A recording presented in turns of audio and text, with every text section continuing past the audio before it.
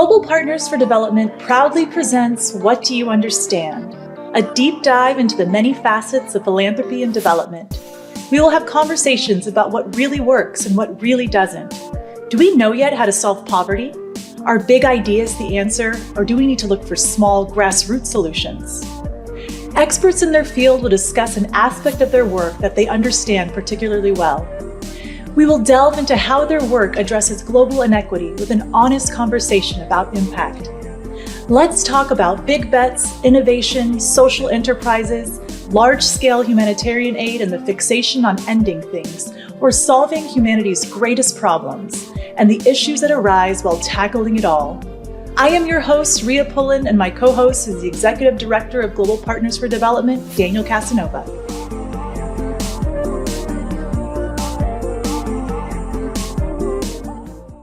And our guest today is Nico Slate.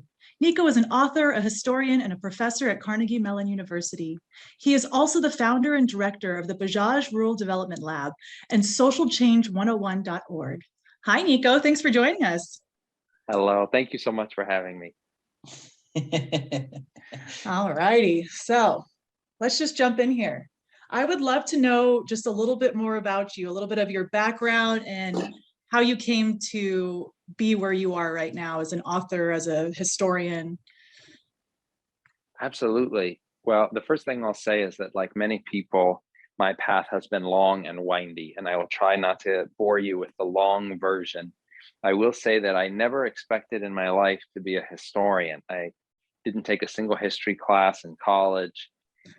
When it wasn't until I was teaching high school English, trying to figure out what to do with my life, that several people said, hey, you know what? You're really interested in social movements. You're interested in how the world has changed, but you also have this really strong interest in the humanities. You love literature, you love ideas. You know, maybe history might work for you as a way to think about how people change the world and the ideas that they produce in the process. And my goodness, it really turned out to be true for me. When I applied for grad school, I had no idea if I would like it. And now I've been a historian, or an aspiring one, I should say, for over a decade, and I still love it. That's awesome. And what specific part of history are you drawn to? I'm drawn to anyone in the past that tried to create sustainable social change. And what gets me really excited is when I see people linking their own efforts to make the world better with others who are fighting perhaps even sometimes very different battles in very different parts of the world. My specific research looks at connections between the American Civil Rights Movement and struggles against racism, imperialism, and caste in India. And the one piece of this that's widely known is the influence of Mahatma Gandhi on Martin Luther King and the Civil Rights Movement more broadly. And what I try to do in my research is look at a larger cast of characters and a larger range of connections between these two massive efforts at social change: the fight against racism in the US and the struggle for freedom in India. Wow, you're so well spoken, Nico. You must say that a lot. You must say that a lot. You must have thought about it. I have thought about these things quite a bit. It doesn't mean I have answers yet. In fact, one of my favorite things about being a historian of social movements is that the people that tended to change the world are the kind of people that are never satisfied with one answer. They're the kind of people, Gandhi was this way, Martin Luther King was this way, and many lesser known heroes of the past were hungry for the questions. They wanted to know, how can we make things better? And they would fight and fight and fight to change things, but never were they satisfied. And that sounds like a bad thing to say, oh no, someone was never satisfied. But no, it's important, because if you think about, for example, something like the Civil Rights Movement in the US or the struggle for India's independence, we can hold these up and celebrate these as achievements, right? Yes, we passed the 1964 Civil Rights Act and the 65 Voting Rights Act. Yes, the British left India in 1947. But if you actually look at these struggles, they were about so much more than that. And there's no way we can say, for example, that we're living Martin Luther King's dream. We're nowhere near there. We have so much that we still have to do. And similarly in India, the promise of what Gandhi fought for has yet to be achieved. So anyway, to cycle back, I think I do have ready answers for these questions, but it doesn't mean I'm satisfied. I want to keep pushing, which is one of the reasons I'm so excited to speak with you both. Yeah, I'm curious. I mean, to really get into the thing, Rhea and I were talking before, like what to ask you, and I think like I'm curious how you see the difference between the current movements now of like BLM, women's rights, even things that are going on in India right now with the caste system, and you know how they differ from those movements. I have strong opinions about it, so I'll say them, but I'm curious to put you on the spot first, so that I can be like, you're wrong. No, I'm kidding. Well, I'm excited. I'm excited to hear your opinions, and if I could, I would force you to tell me them first. But I'll boldly dive in and say that, firstly, I do see a lot of similarities. One of the key similarities I see is in the hunger for what you might call intersectional solidarities. By that, I just mean efforts to build bridges between different kinds of movements, right? People fighting against racism, people fighting against sexism, people fighting for the rights of LGBTQ communities, people concerned about climate change. There are a lot of activists out in our world who are thinking broadly and thinking about the way these different injustices intersect and overlap. And that's something that has long been true in social movements. It's one of the things I most admire about many of the figures that I study. A potential difference that I see is that in the 1920s, 30s, 40s, and even to some degree in the 50s, there was a huge part of the world that was fighting against European imperialism, right? Much of Asia and Africa had been colonized by Europe. And that effort created opportunities for solidarity that don't exist anymore. And that saddens me sometimes. If you think about, for example, ties between India and the struggle against racism in the US, in the 1930s, you had the most prominent figures in the independence struggle, not just Gandhi, but also Nehru. And then, you know, I could give you a dozen other key figures that are lesser known in the US, who are at peak of their influence within India's independence movement, and fundamentally see their struggle as bound up with the struggle against racism more broadly across the world. So there's this profound internationalism built into the movement. And that really took a hit as a result of decolonization. So as all these countries become independent, one of the things that happens is that their rulers become, for better or worse, more preoccupied with domestic concerns, and to the degree that they're focused on international issues, often end up doing so from very nation-centered perspectives. And so you don't get the same kinds of solidarities. I mean, I remember when Barack Obama was just elected president, the first foreign leader he hosted at the White House, if I remember correctly, was Manmohan Singh, the Prime Minister of India. And there was this effort at returning to these old linkages between the freedom struggles in India and freedom struggles in the US, but it's not the same as it once was. And I think there is a hunger among many people across the world to try to rebuild some of those kinds of transnational solidarities. But I think it's harder in our current global context. Yeah, and it's how about like the effectiveness? Do you think it was more effective? Because back then, you know, where there were the boycotts or the sit-ins, and now I feel like I mostly see marches for all of those things. But do you think anything is actually being done when there aren't hits to businesses or different areas of, you know, transportation? You know, that I feel like I don't see those kind of hits like they did back in the civil rights movement. Do you see that correlation as well? That's a really great question.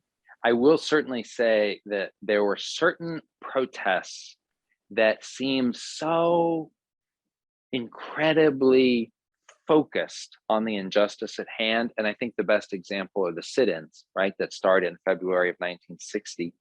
You have, four African-American college freshmen who sit down at Woolworths in North Carolina, and this movement just spreads like wildfire, and you end up with thousands of people, many of them young people from across racial lines, from across different parts of the country, all using their bodies to demonstrate the injustice that they're fighting against.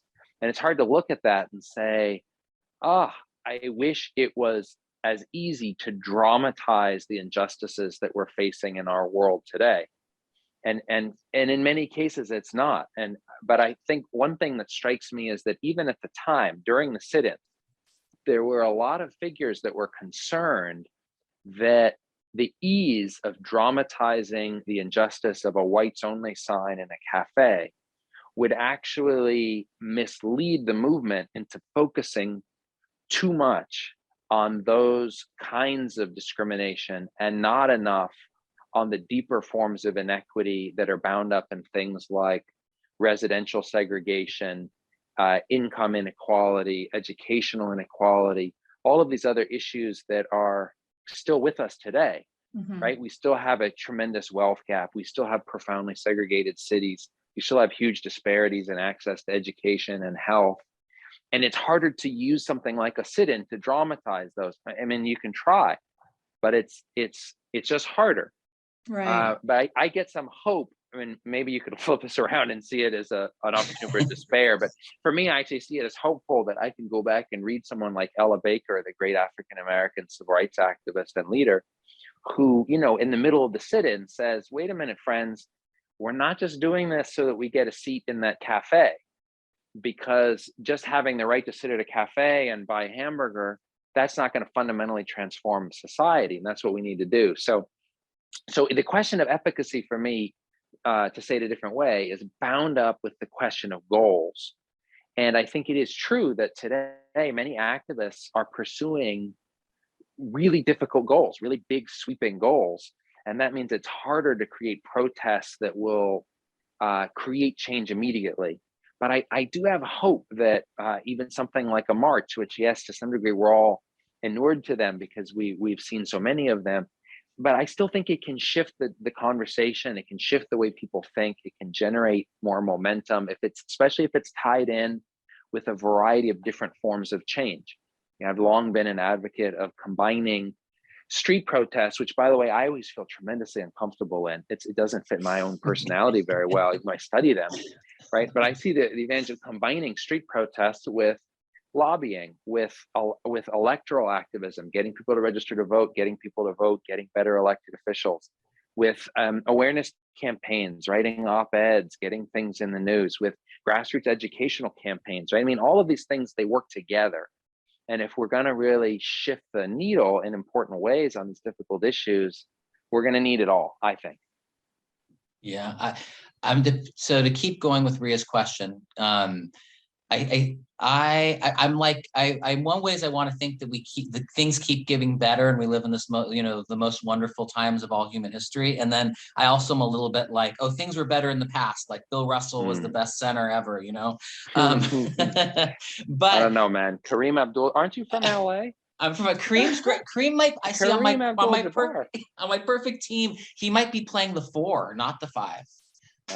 Okay. Well, I'll give you that, maybe. I'm teasing that. It's all good. And I might pay Bill Russell at the 3. I don't know. No, anyway. But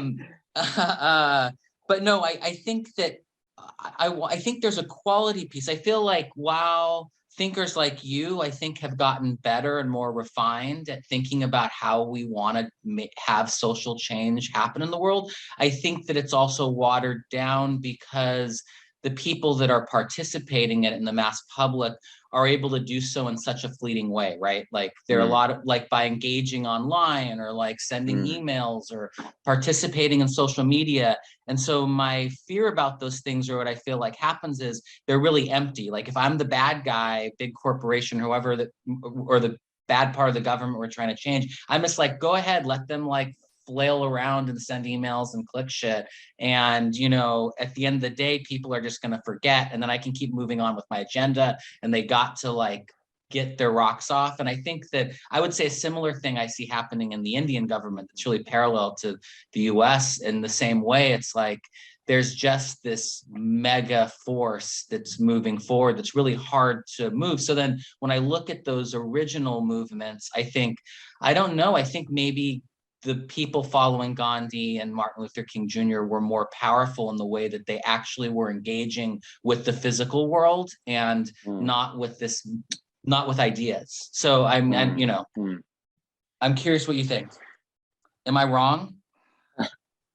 I don't think you're entirely wrong. I would say that there's a great short article by Malcolm Gladwell that came out, I don't know, I'm gonna say maybe 10 years ago. It was in the New Yorker, where he looks at the power of SNCC, the Student Nonviolent Coordinating Committee, the most important student-led civil rights organization, and he compares it to contemporary, more tech-driven forms of activism. The use of social media in the Arab Spring, for example. Yeah. And his argument is very similar to yours, that the civil rights movement and SNCC activism was driven by people who were consistently willing to risk their lives on the streets and had to build these very strong ties with each other, because otherwise there wasn't anything that they were going to be able to do. Whereas today, there's all these forms of cheap activism, slacktivism, whatever you want to call it, where people can just click, feel like they did something good, and then move on. And if all we're doing is trying to take over Twitter, is that really going to shift the balance of power? I get that line of concern, and I can understand it. I think, though, that it's good to kind of try to piece apart what it is that we really find lacking, because certainly in the past, people were also concerned about controlling ideas, controlling the flow of information. And I'd say today, people involved in Black Lives Matter or any of the other ongoing social movements in this country or in India or anywhere in the world, there's a lot of savvy folks who are willing to take great risks to try to actually change things on the ground. I think that perhaps the biggest difference isn't actually even in those that are actively committed to the movement, and more a question of those who are bystanders to it and how they might be engaged or not engaged. But even there, if you look at the civil rights movement and you look at, the vast majority of white people are either hostile to Martin Luther King and the movement, or to the degree that they're supportive, they're incredibly lukewarm. Perhaps at the most, they might be willing to send in a letter to their congressman or whatnot. But the movement is really driven by a minority within a minority that's willing to fight to create change, and yet change happens. And I do think that in our world today, even though there are dangers to people feeling like all they have to do is click this or click that, my own view is that often that kind of engagement through Twitter or social media or online forms of activism, that it can pull people in, right, and get them engaged, and then get them to show up. And we're seeing this in dangerous ways too, right? I mean, we're seeing lots of really terrible, terrifying instances where people get pulled in through online chat groups and then show up on the streets ready to take power. Right. And so I think, we can clearly see that ours is not a world where people are only engaging online. I mean, we're seeing the power of the internet and of social media to move people to take dangerous action. It's not always in the direction that we would want it to be. Yeah. But I guess, when I interact with young people, and it's my favorite part of my job, is I get to spend a lot of time with college students and high school students. I meet a lot of people that in just say the last 4 or 5 years are so much more engaged by the world and by the contemporary politics than I certainly was, right? When I was their age in the late 1990s. I think that the rapid pace of change in this country and many parts of the world, and the level of threats from things like climate change, it's so striking that people are tuning in more and getting more involved and finding ways to participate. So there goes my hope again. I'm a hopeful person. I like that. I do think there's reasons to believe that we can work together to make this world what it can be. Yeah, the younger generation really energizes me. These 12, 13-year-olds who can take over on TikTok and buy up all of Trump's rally tickets. How in the world? They are energizing to me, and their fight for climate change and all of that, where I think what they're doing, when I was 13, I was definitely just watching MTV. I don't think I was out on the streets protesting the climate change, but in that kind of same vein. So that kind of age range. So the three of us, we all have young kids. I have a 4 and an 8-year-old. How old are your kids, Nico? Just turned 6 and will be 8. Okay. And how old are your kids, Daniel? 7, 9 and 11. Yeah, so this age right now, because of all of the news that's on TV, with all of the marches and, you know, all of the news about George Floyd and all of that, it was very complex because I had the news on a lot, and it was, how do we talk about race and racial injustices? How do we bring that up to kids in a way that doesn't sound so intimidating, so scary? What is a way that you speak to your own kids about race? Yeah. It's such a good question. I'll say a couple things. First is that I expect most parents listening, this will resonate. It's just that every parent is different, every child is different. I don't think that there's any wisdom that will necessarily apply in every situation. In my case, I've had several opportunities to engage issues of race and racism, whether because of the uniqueness of my family. I had an older brother who passed away, whose father was from Africa. And so race was an important issue in my family growing up, and talking to my kids about their Uncle Peter necessitates talking about race and even racism because of the impact it had on his life. But also just small everyday kinds of things. They're old enough now that they're more attuned and can be made more attuned to the injustices of our world, and also to the beautiful diversity and variety of human existence. So, and I guess this would be my second general point. So my first general point is just it's dangerous to think of these as general points because everyone's unique. And then the second general point is that I do think as an educator in general, you get a lot more when you seize, teachable moments. Forgive me for using a cliche, but if you sit kids down, even my kids, I don't know, maybe your kids are better. My kids are both like, 6 and 8, but they're already teenagers. I don't know how that happened. But they can tell when I'm trying to get them to learn something, and they're immediately resistant, right? I mean, they're just like, boom, shackles up. They're not going for it. But if it comes out of some kind of an experience, right? And I'll give you one. I mean, I can think of several, but one, we belong to a community center gym / pool that is in a historically African American neighborhood. Most of the folks that work there and use the facility are African American. And when I took the kids to swim there, maybe, I don't know, 6 months, wasn't 6 months, 3 months ago or so, there was a African American woman, very friendly woman, who was at the reception desk, and she had really strikingly blonde hair. And I don't know enough about hair. I don't even know enough about my own hair, so I can't really explain. But the kids, one of them said loudly something like, is that a wig? Something. And they didn't mean it in any way as an insult. They think wigs are really interesting and cool, but they're not savvy enough to know that many people, A, are just sensitive about their hair.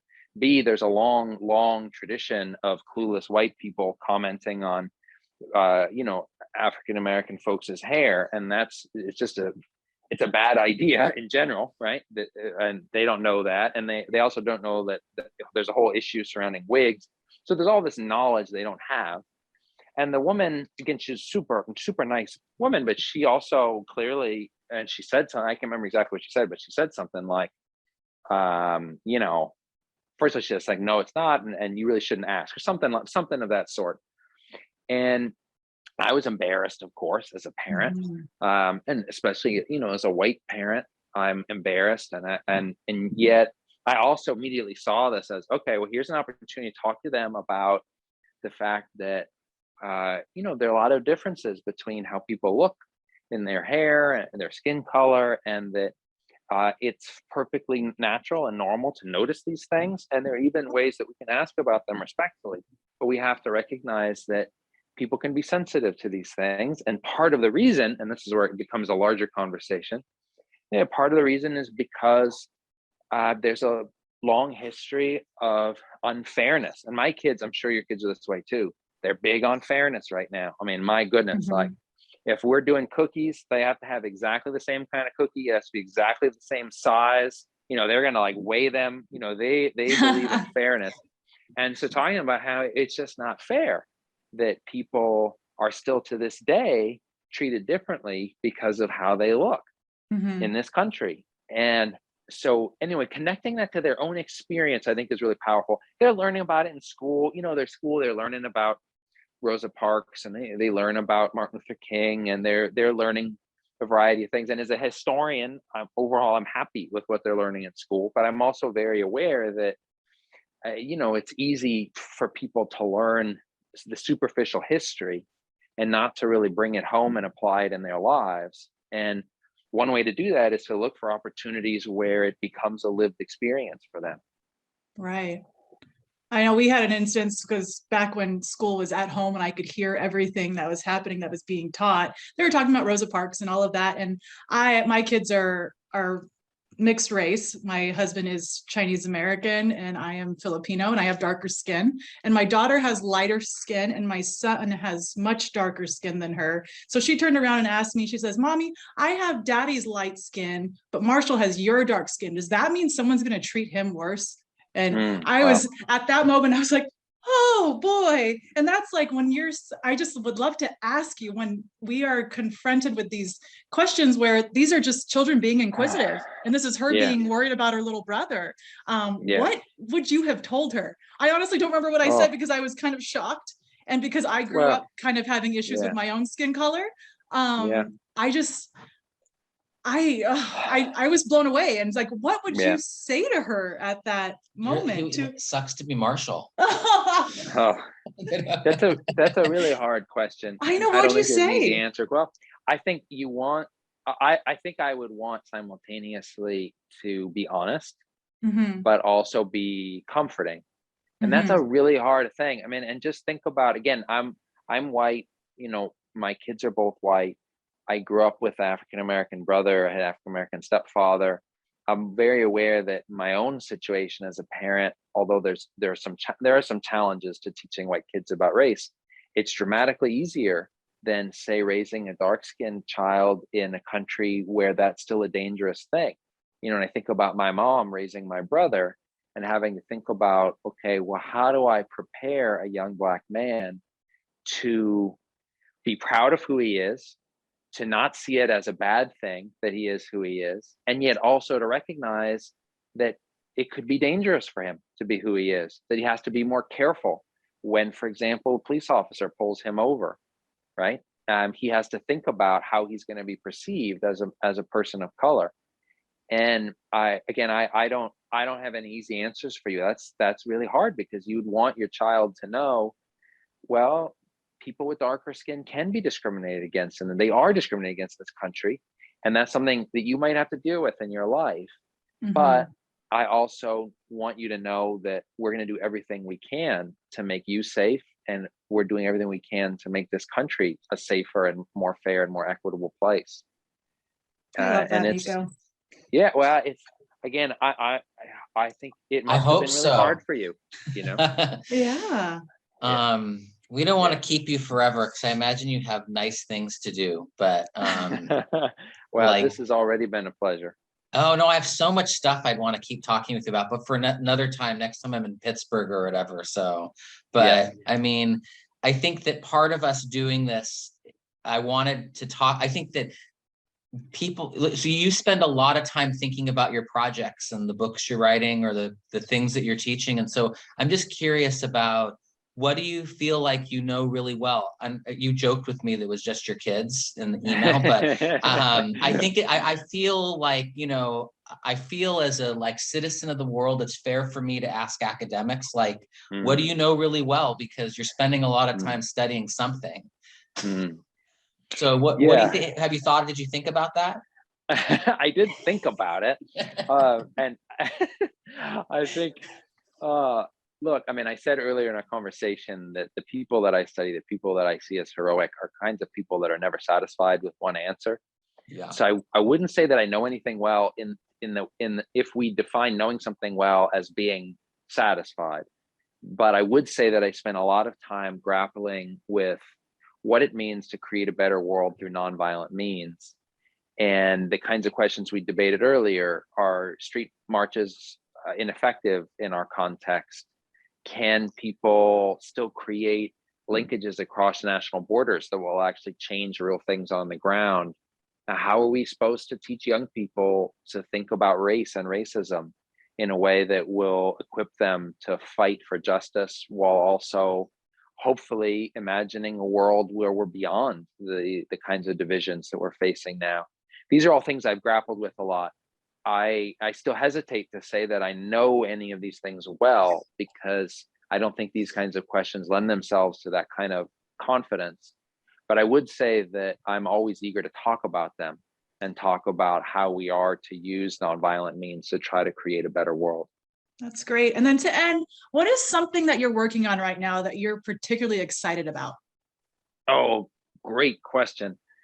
So one of my current projects is about the Highlander Folk School, which, if you're not familiar with it, to anyone listening, Google it. It's one of the most remarkable institutions that is often not taught in the history of civil rights in this country. It's an integrated school that operated in Tennessee. Rosa Parks went there 3 months before she sat down on the bus in Montgomery. Every major civil rights activist pretty much every major civil rights activist went through Highlander.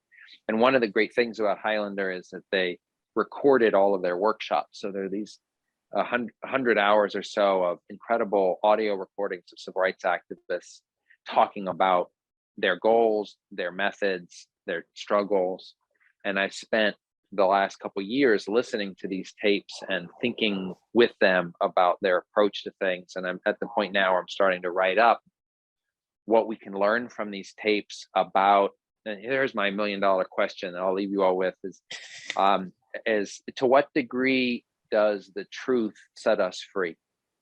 Or put differently, is being on the side of the truth a guarantee that you'll ultimately win the struggle? Because I'd like to think that the civil rights movement achieved so much in part because the people fighting for it had truth on their side. But I'm enough of a realist to be aware that the truth doesn't always win, at least in the short term. And so one of the things I really want to grapple with this book is the relationship between truth and power.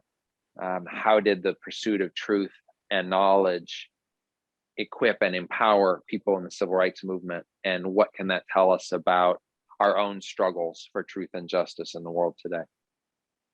That's fantastic. I feel like that can go in so many realms right now with all of misinformation and what people believe is the truth, because I feel like there are a lot of people who believe that what they believe is the truth. So, Oh, yeah. Oh, that's very true. Oh, Nico, thank you so much. This conversation was really helpful to me just as a human and a parent. So thank you. I think it's going to be really helpful to so many other listeners. My pleasure. Thanks for the opportunity. I really enjoyed it. Miss you, man. Good. I miss you too. It's nice to hear you talk. What a pleasure, really. So likewise, man. Likewise. Let's have another conversation, and then let's meet up soon. You've been here a couple times. We need to make it to Northern California. It's been too long, man. Yeah, well, I'll if you make it out here, happy to host you. So all right, I will take you up on that. I will. It's good. Well, go hang out with kids or whatever you do. All right, will do. Take care, friends. Have a good day. Bye. Thank you, Nico. Bye-bye.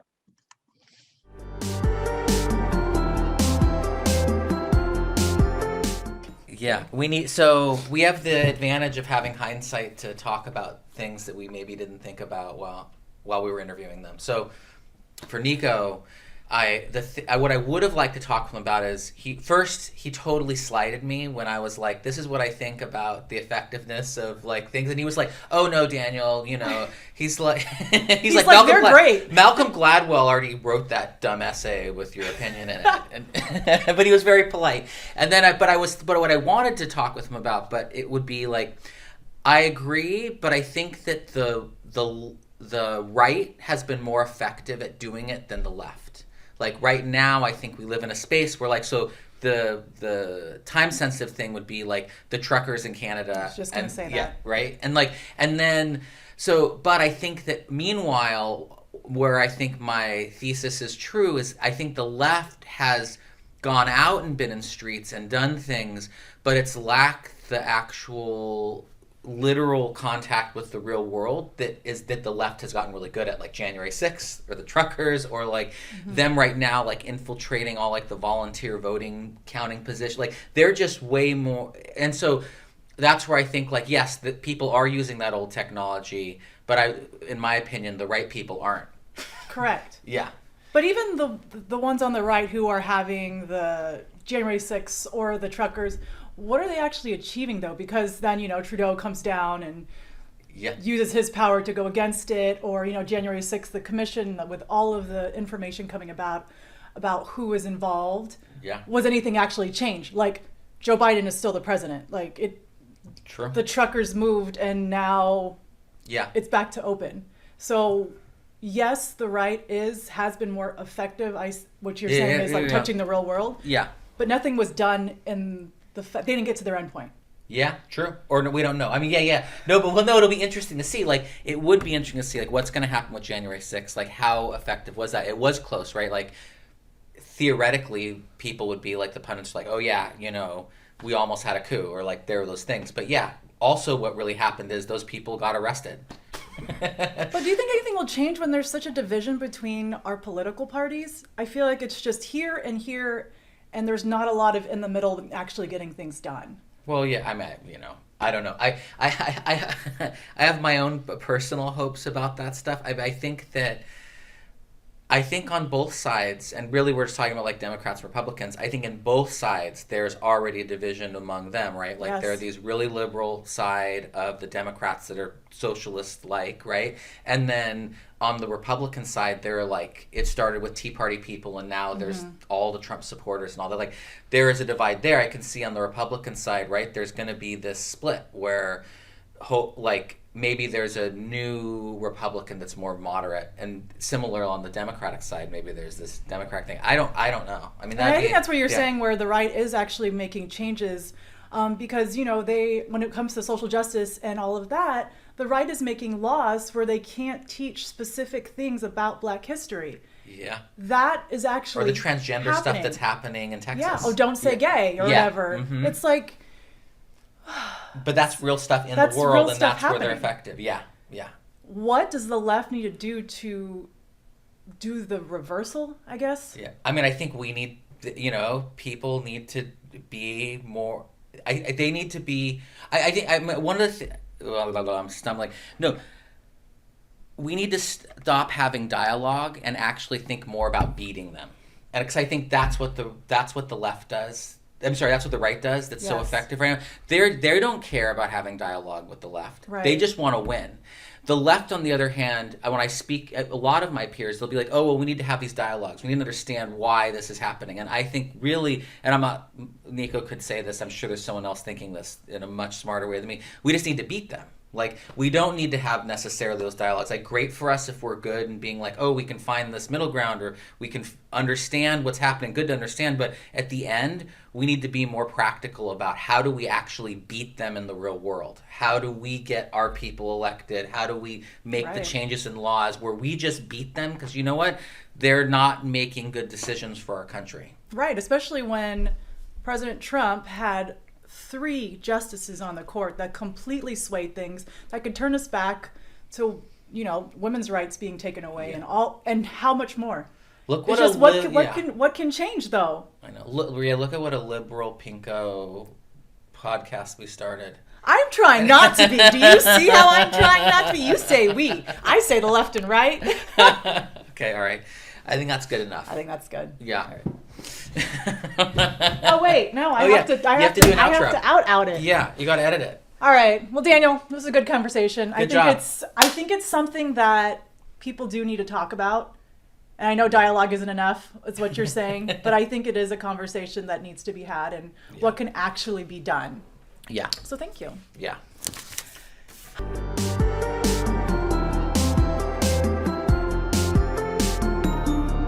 At Global Partners for Development, our mission is to advance community-led initiatives that improve education and public health in East Africa. We envision a world in which every East African community has the capacity to implement dynamic, sustainable solutions to the challenges they face. To learn more, visit gpfd.org.